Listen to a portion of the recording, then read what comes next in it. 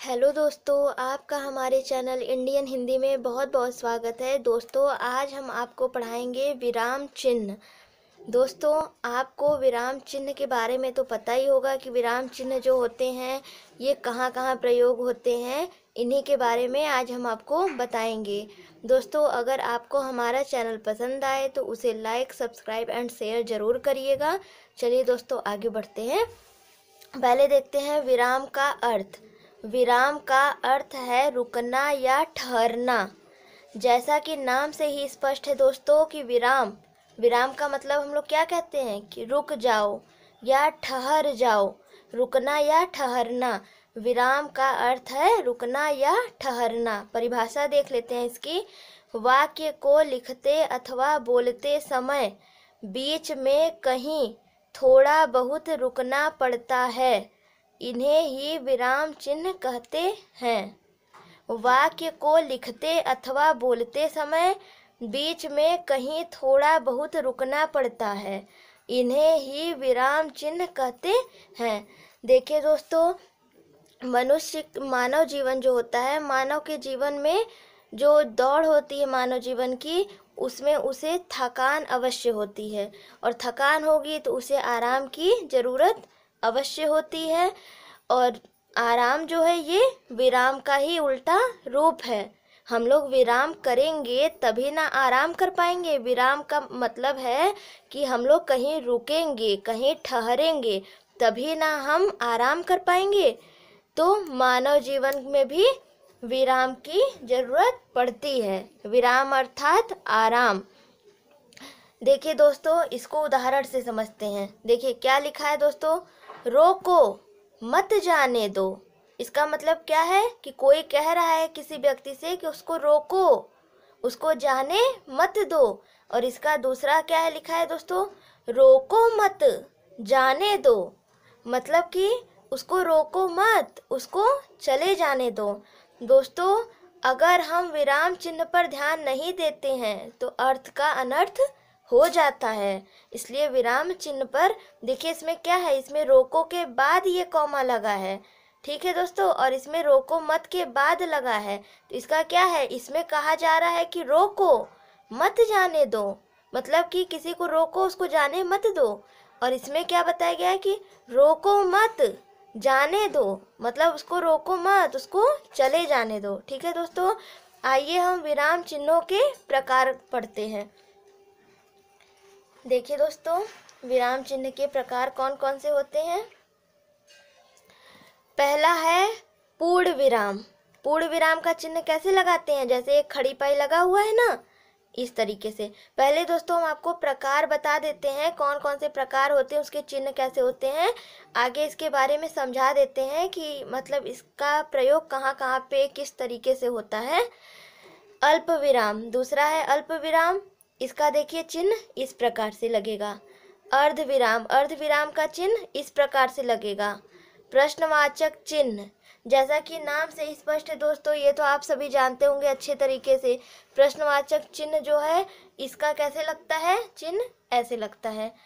विस्मयादि बोधक चिन्ह, इसका देखिए कैसे चिन्ह लगता है, एक खड़ी पाई नीचे बिंदु। फिर आगे देखते हैं दोस्तों, आगे क्या है दोस्तों, उद्धरण चिन्ह। इसका कैसे करते हैं, इधर आगे की तरफ कॉमा, इधर पीछे की तरफ कॉमा, वो डबल डबल कॉमा दोनों साइड।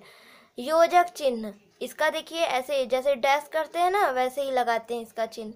कोष्ठक चिन्ह, इसका देखिए कोष्ठक की तरह बना हुआ है ना। लाघव चिन्ह, इसका शून्य की तरह होता है लाघव चिन्ह। फिर क्या है, त्रुटि बोधक चिन्ह। त्रुटि बोधक चिन्ह ऐसे बन करते हैं, इसका चिन्ह इस प्रकार से होता है। विवरण चिन्ह, विवरण चिन्ह का कैसे होता है, ये दिख रहा है दोस्तों आपको, ये इस तरीके से। उप विराम या अपूर्ण विराम चिन्ह, क्या है दोस्तों, उप विराम या अपूर्ण विराम चिन्ह। देखिए ये इस प्रकार से होता है। निर्देशक चिन्ह, निर्देशक चिन्ह दोस्तों आपको दिख रहा होगा, किस प्रकार से लगाते हैं निर्देशक चिन्ह, इस प्रकार से। समाप्ति सूचक चिन्ह को किस प्रकार से लगाते हैं, इस प्रकार से। ठीक है दोस्तों, अब आइए दोस्तों जितने प्रकार हैं इनके बारे में हम समझ लेते हैं कि इनका प्रयोग किस जगह पे कैसे होता है। ठीक है दोस्तों, देखिए दोस्तों पहला क्या है, पूर्ण विराम। इसको देखिए, पूरी तरह रुकना या ठहरना। इसका मतलब क्या हुआ दोस्तों, पूरी तरह रुकना या ठहरना। नाम से स्पष्ट हो रहा है ना, पूर्ण विराम मतलब पूर्ण मतलब पूरी तरह से, विराम मतलब रुकना या ठहरना। देखिए इसकी परिभाषा देखिए, किसी वाक्य के पूरा हो जाने पर इस चिन्ह का प्रयोग करते हैं। ठीक है दोस्तों, किसी वाक्य के पूरा हो जाने पर इस चिन्ह का प्रयोग करते हैं। जैसे क्या लिखा है, सीमा गाना गा रही है। सीमा गाना गा रही है, ये वाक्य क्या है, ये वाक्य यहाँ पे पूर्ण हो रहा है, तो कौन सा ये लग रहा है चिन्ह, पूर्ण विराम का। कोई भी लाइन है, जैसे दोस्तों लिखा है महात्मा गांधी महान व्यक्ति थे, तो क्या हुआ यहाँ पे वो पूर्ण हुआ ना, महात्मा गांधी महान व्यक्ति थे, तो थे पे क्या हो जाएगा, इस प्रकार का चिन्ह लग जाएगा। जैसे ये चिन्ह लगा हुआ है ना दोस्तों, इस प्रकार का, इस चिन्ह को क्या कहते हैं, पूर्ण विराम। आगे देखते हैं दोस्तों,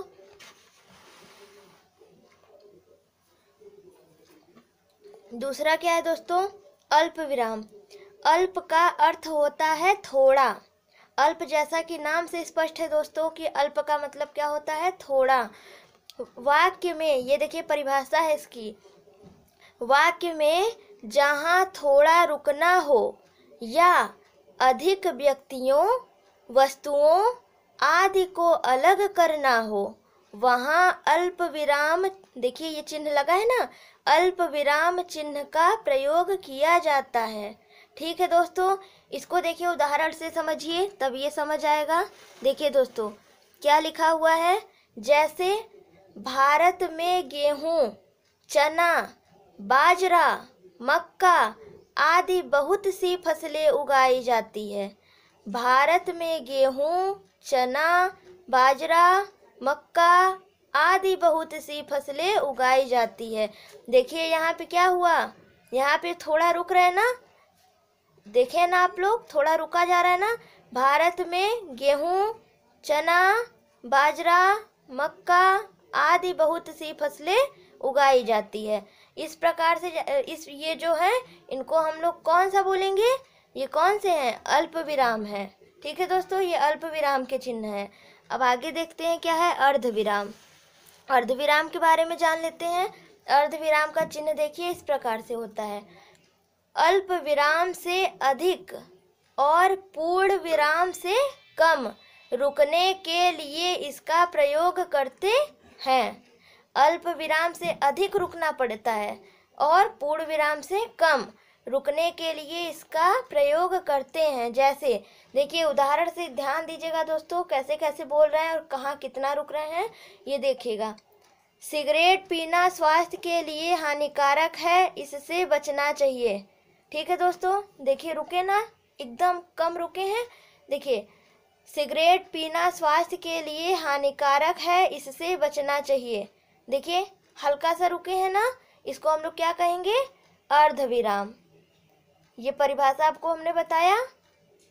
उसी तरह ये क्या था, यहाँ पे देखिए ये चिन्ह है अर्ध विराम का, यहाँ पे बस आपको थोड़ा रुकना है, इसके बाद आगे बढ़ जाना है। ये क्या है, अर्ध विराम है।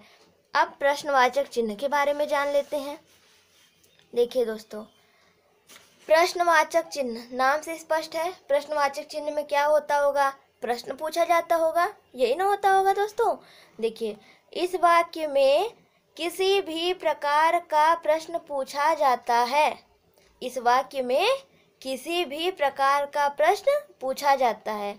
जैसे इसमें क्या क्या पूछ सकते हैं, कब, क्यों, कहाँ, क्या आदि। ठीक है दोस्तों, कब, जैसे तुम कब आए हो, तुम क्यों आए हो, तुम कहाँ गए थे, तुम क्या कर रहे थे, हुआ ना दोस्तों। तो ये जो प्रश्न पूछने वाला काम हो रहा है उसमें हम कौन सा चिन्ह लगाते हैं, प्रश्नवाचक चिन्ह का। देखिए यहाँ पे क्या है, इसमें क्या है दोस्तों, इसमें जो थोड़ा जैसे भारीपन आता है बोलने में। देखिए तुम्हारा क्या नाम है, ठीक है, तुम्हारा क्या नाम है पूछा जा रहा है, देखिए थोड़ा भारीपना आ रहा है क्या पे। उसी तरह देखिए बारिश क्यों हो रही है, बारिश क्यों हो रही है, ये क्वेश्चन ही ना कोई पूछ रहा है, प्रश्न ही पूछ रहा है, तो इसमें कौन सा लगेगा चिन्ह, प्रश्नवाचक चिन्ह। अब आइए दोस्तों आगे बढ़ते हैं। आगे कौन सा है, आगे है हमारा विस्मयादिबोधक। कौन सा है दोस्तों, विस्मयादिबोधक। विस्मयादिबोधक का चिन्ह देखिए दोस्तों किस प्रकार से लगाते हैं, इस प्रकार से। ठीक है दोस्तों, आइए इसको भी समझ लेते हैं। खुशी, दुख, इच्छा या अपने विचारों को प्रकट करने के लिए इस चिन्ह का प्रयोग करते हैं। ठीक है दोस्तों, समझ आया आपको। देखिए दोस्तों हम क्या कहना चाह रहे हैं, देखिए दोस्तों यहाँ पे क्या है कि खुशी, दुख, इच्छा या अपने विचारों को प्रकट करने के लिए इस चिन्ह का प्रयोग करते हैं। ठीक है दोस्तों, इसमें क्या होता है, विस्मयादिबोधक में कोई आश्चर्य वाली बातें कही जाती है। जैसे क्या लिखा है, शाबाश तुम परीक्षा में प्रथम आए, या हम लोग कह सकते हैं शाबाश तुम दौड़ में प्रथम आए हो। ये क्या है, आश्चर्य से कोई कह रहा है ना, या तो कोई कहता है हाय उसके घर कोई मर गया। क्या है ये सब क्या है, आश्चर्य वाली बातें ही है ना दोस्तों। तो इसमें विस्मयादिबोधक के अंतर्गत क्या होता है, आश्चर्य वाली बातें कही जाती है। जैसे देखिए शाबाश, ये लगा है चिन्ह, तुम परीक्षा में प्रथम आए हो। ठीक है दोस्तों, आइए उद्धरण चिन्ह के बारे में पढ़ लेते हैं। देखिए दोस्तों उद्धरण चिन्ह का किस प्रकार से चिन्ह लगाते हैं, इस प्रकार से। देखिए किसी की कही हुई बात को उसी तरह प्रकट करने के लिए उद्धरण चिन्ह का प्रयोग करते हैं। किसी की कही हुई बात को उसी तरह प्रकट करने के लिए उद्धरण चिन्ह का प्रयोग करते हैं। जैसे दोस्तों किसी की कही हुई बात को जैसे देखिए हम उदाहरण से समझते हैं। देखिए उदाहरण में क्या लिखा है, महात्मा गांधी ने कहा था करो या मरो। तो करो या मरो, महात्मा गांधी ने क्या कहा था, वो देखिए ये बातें उन्होंने ही ना कहा था कि करो या मरो।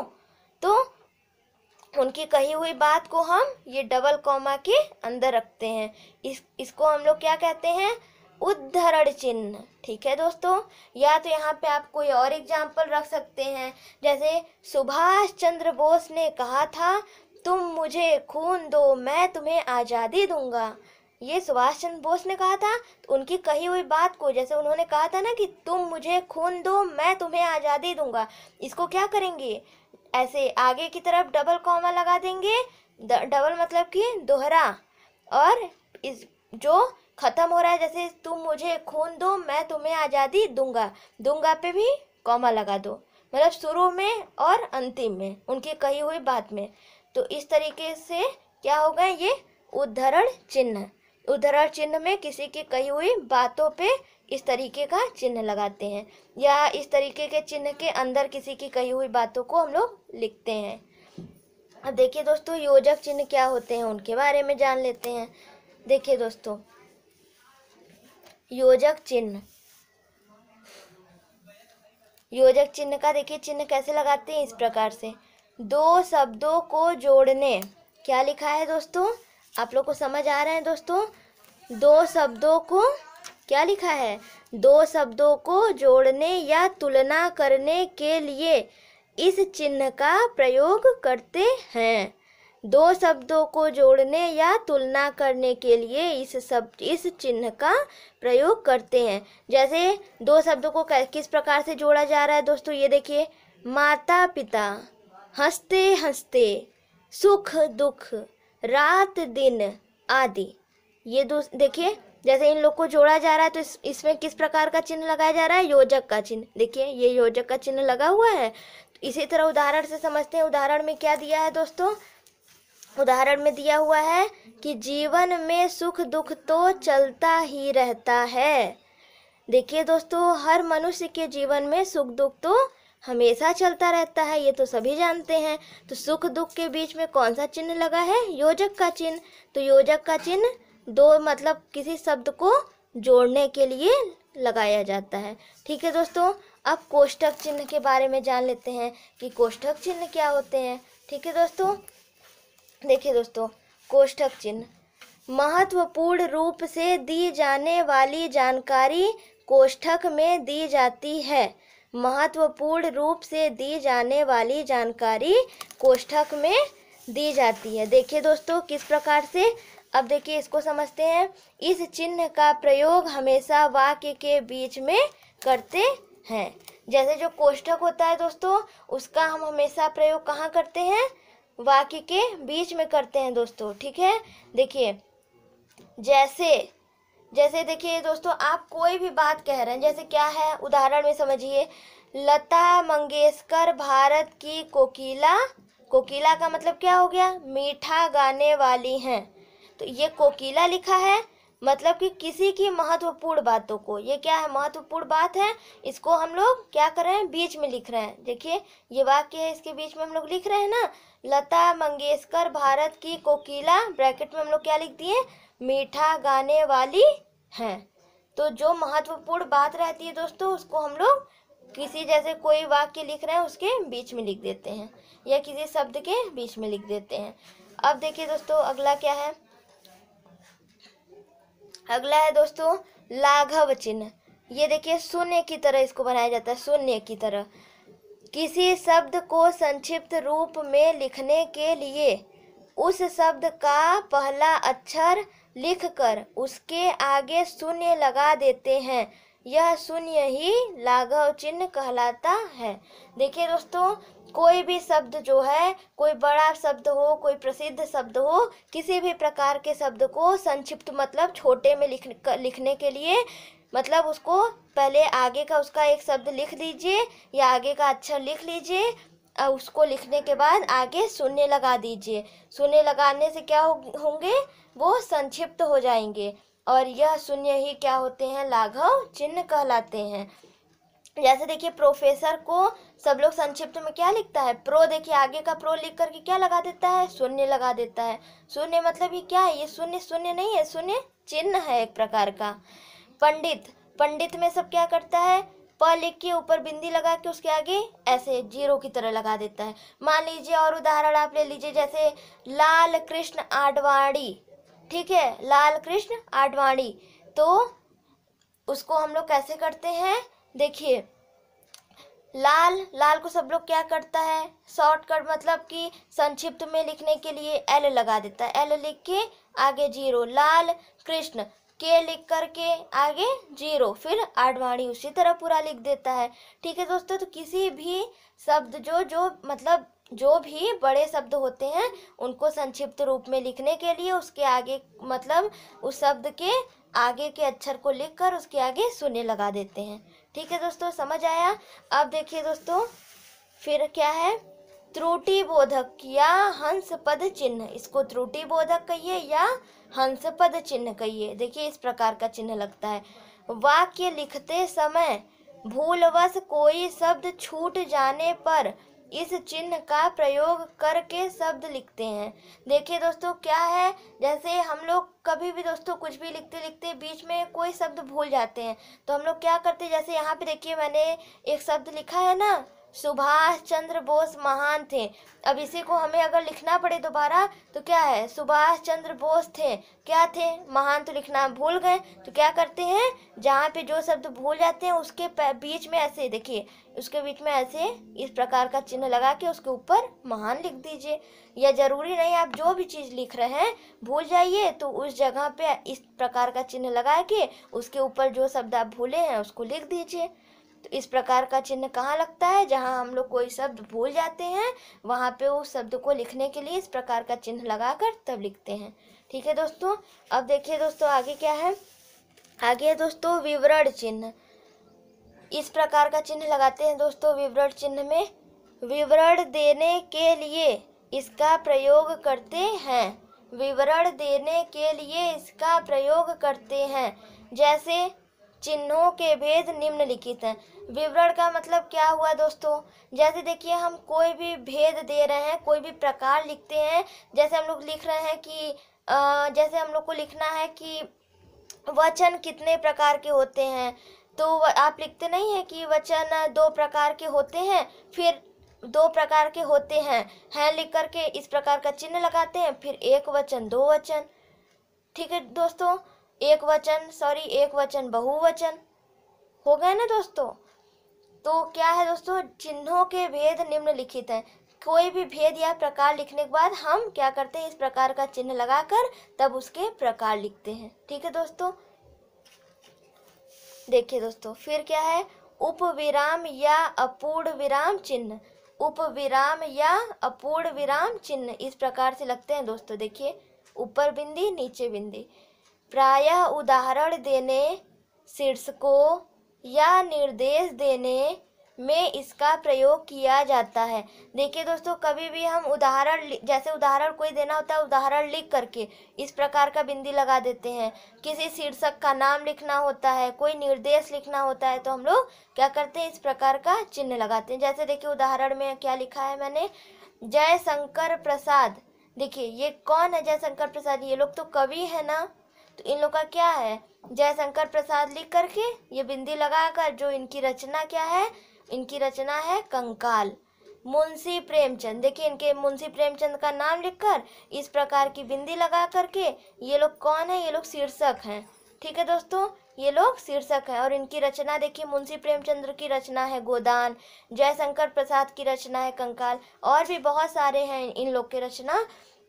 देखिए दोस्तों, तो क्या है, इन लोग के नाम के आगे इस प्रकार का चिन्ह लगाकर तब इनके जो ये लोग रचना किए हैं उनके नाम लिख देते हैं। ठीक है दोस्तों, देखिए दोस्तों आगे बढ़ते हैं। निर्देशक चिन्ह। निर्देशक चिन्ह इस प्रकार से लगाते हैं दोस्तों। निर्देश और विवरण देने के लिए इसका प्रयोग करते हैं। निर्देश और विवरण देने के लिए इसका प्रयोग करते हैं। जैसे रिक्त स्थानों की पूर्ति कीजिए। निर्देश, जैसे दोस्तों हम किसी भी प्रकार का निर्देश दे रहे हों या विवरण दे रहे हों तो उसमें इस प्रकार का चिन्ह लगाते हैं। जरूरी नहीं कि आप भी यही चीज़ समझिए। देखिए क्या है, रिक्त स्थानों की पूर्ति कीजिए लिखा रहता है, उसके आगे इस प्रकार का चिन्ह नहीं लगाते हैं, आप लगाते हैं। उसी प्रकार क्या है, अगर जैसे हम लोग लिखते हैं कि सही गलत का निशान लगाइए, ठीक है, क्या प्रश्न, जो भी प्रश्न रहते हैं इन प्रश्नों के उत्तर दीजिए, कुछ भी लिखने के बाद दोस्तों इस प्रकार का चिन्ह लगा के तब आगे शुरू करते हैं। ठीक है दोस्तों, फिर क्या है, समाप्ति सूचक। समाप्ति सूचक का चिन्ह कैसे लगाते हैं, पहले इस तरीके से आगे डैश, फिर ओ की तरह बना दीजिए या जीरो की तरह, फिर इसके बगल में डैश, ऐसे। किसी भी कविता और कहानी आदि की समाप्ति होने पर इस चिन्ह का प्रयोग करते हैं। जैसे दोस्तों कोई भी कहानी हो, कोई भी कविता हो, जब कोई भी कहानी कविता खत्म हो जाती है या उसका अंत हो जाता है, तो उसके एकदम जब अंत हो या समाप्ति हो या खत्म हो जाए वो कहानी और कविता, तो जब समाप्त होते हैं तो हम अंत में कौन सा चिन्ह लगाते हैं, एकदम नीचे, जब जहाँ पे कहानी हमारी खत्म हो रही है एकदम नीचे कौन सा चिन्ह लगाते हैं, इस प्रकार का। तो इस प्रकार के चिन्ह को हम क्या कहेंगे, समाप्ति सूचक चिन्ह। दोस्तों विराम चिन्ह हमारा पूर्ण हो गया। अगर दोस्तों हमसे इसमें कोई भी भूल चूक हुई हो दोस्तों तो हमें क्षमा करिएगा। और दोस्तों आपको जो ना समझ में आए आप कमेंट बॉक्स में कमेंट करके आप मुझसे पूछ सकते हैं, और मुझसे जो भी गलती हो दोस्तों उसे क्षमा करिएगा। हमारा चैनल पसंद आए तो उसे लाइक, सब्सक्राइब एंड शेयर ज़रूर करिएगा दोस्तों। धन्यवाद।